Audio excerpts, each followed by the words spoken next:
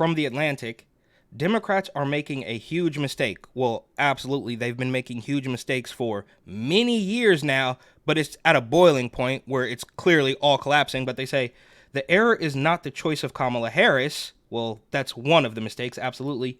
It is the sudden rallying behind her, which is undeniably true, right? This lady was incredibly unpopular. She didn't make it to Iowa. Nobody liked her. She lost to Poot Booty Juice, but now they're pretending she's the great savior of the party because that's how bad Bo Biden was, even though they're both completely corrupt. But my name's Eric. This channel is called Report and Opine. Please like, comment, share, subscribe, hit the notification bell. I'm absolutely begging you. I'm begging you, please. Come on, please. It would help me out a lot. And it will cost you nothing, but if you wanted to help me even more and spend some money, you would buy my book, New York City 2020, Gotham Unglued, on Amazon.com. That link will be in the description.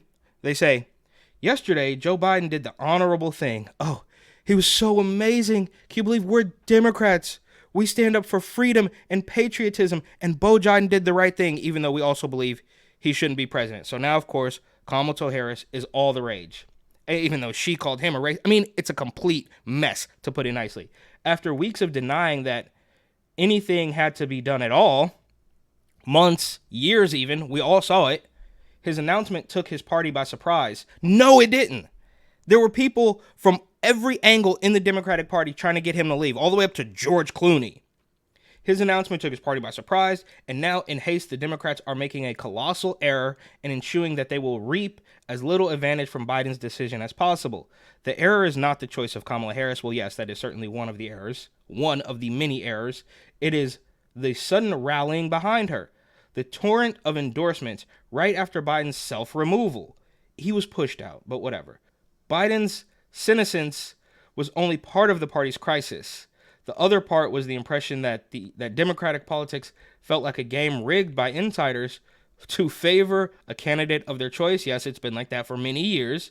And to isolate that candidate from the risk associated with campaigning. For 27 minutes between the time Biden announced his withdrawal and the time he broke the seal on Harris endorsements by bestowing his, the contest felt thrillingly, bracingly wide open. The Democrats should have kept it open all the way into the convention next month. So here we are.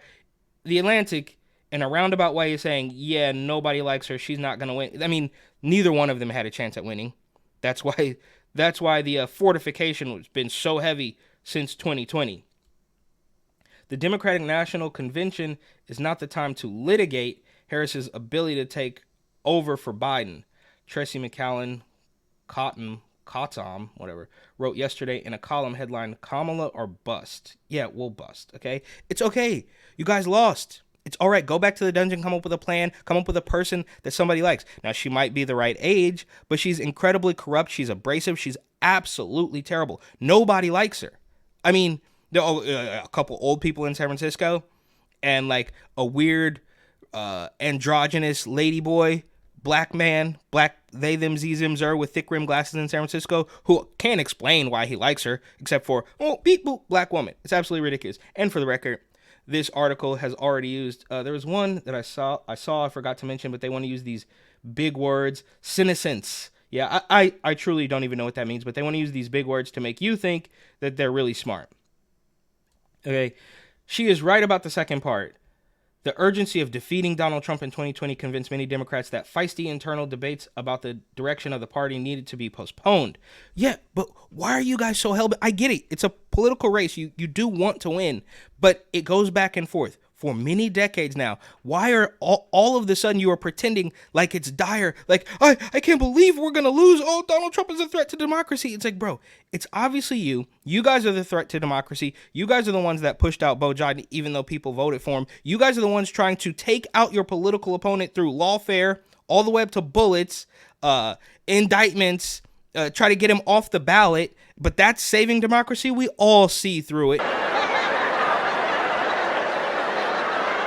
Nigga, did you know that I can see you? And if you don't, you shouldn't even be allowed to vote. But we know by now that voting may or may not even be real. In those circumstances, neither Biden nor his running mate was granted the scrutiny they deserved. They were personifications of the desire for a third Obama term. You wish like you had a third term. And I used to say, you know what, if I could make an arrangement where I had a stand-in, a front man or front woman, and they had an earpiece in, and I was just in my basement in my sweats looking through the stuff, and then I could sort of deliver the lines, but somebody else was doing all the talking and ceremony. Wow. I'd be fine with that. And on that basis, they received the party's heartiest and most casual approval. 4 years later, the pair were running on their record, a strong if unpopular economy. What? Wait, how could it be strong and unpopular? It's just not true. It's undeniably terrible. But the Atlantic, while trying to be somewhat truthful, is still going to bat for these people.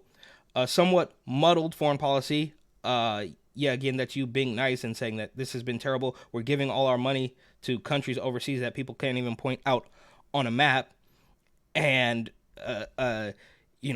botching withdrawal. I mean, it's just a mess. Withdrawals from Afghanistan. We all know about that.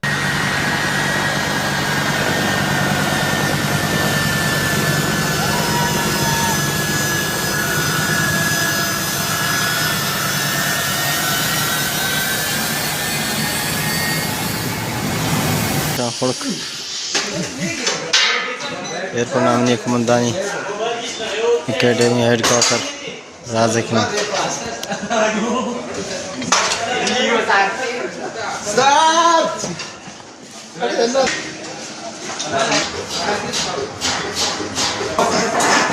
But still, had not articulated a distinctive vision. The party should have demanded that vision in 2020 or indeed in 2016. Yes, of course, they have not articulated a vision. Every single thing is Orange Man bad, Project 2025, and then we're going to let you kill a baby. That's their whole thing. Candidates who do not develop articulated principles and coherent views and up campaigning on nothing at all, such as Harris is now famous, babble about faith in what can be unburned by what has been. Her team came up with that and thought it was just going to be amazing, but it's turned into a joke. Most politicians lean on inane rhetoric of this sort early in their campaigns. Yes, we can. 1,000 points of light. MAGA in all its forms. But, okay. Yes, we can means nothing. 1,000 points of light. I don't even know who said that. But MAGA, it obviously means make America great again. And it's already been a campaign slogan. So it while a little bit of a platitude, it does make more sense than all of the other nonsense. Unburdened by what has been the baby, whatever. It's crazy.